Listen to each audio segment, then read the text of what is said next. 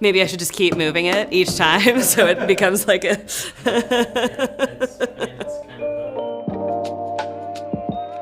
Injecting anything can seem a little overwhelming if you're new to it, but these medications are actually really simple to use. So the first thing you need to do is gather your supplies. This can include a sharps container, an alcohol swab, and a bandage. Some injection pens come with the needle already inside and are an auto-injector. Others require you to attach the needle yourself, but you should never reuse a needle. It's one and done. You can inject these medications in your belly, your upper thigh, and some of them you can also inject in the back of your arm, but you don't want to inject into the same place twice. That just makes it more likely that you'll have a reaction or irritation of the skin. The first thing you should always do is wash your hands. Clean hands help prevent infection. Then wipe the area where you're going to be injecting the medication with an alcohol swab. Now, it might seem like a good idea to wave or blow on the area to get the alcohol to dry, but that just reintroduces all the bacteria from your mouth right back onto your skin.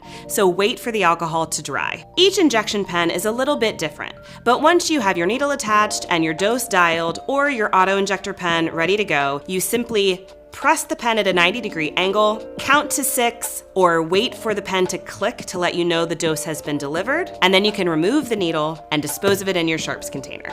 You may notice a small amount of bleeding after you remove the needle. This is normal and nothing to worry about. Just use your handy cotton ball or a bandage, put it over the area, and you're good to go.